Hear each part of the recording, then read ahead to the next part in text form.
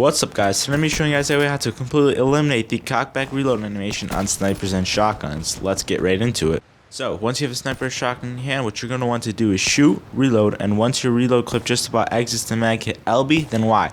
So that's shoot, reload, hit LB, and then Y. For PlayStation, that's shoot, reload, hit L1, then triangle. These button combinations are the exact same for shotguns. An alternate way of doing this reload glitch / cancel animation is to shoot, reload, hit LB and RB for Xbox. For PlayStation, shoot, reload, hit L1 and R1.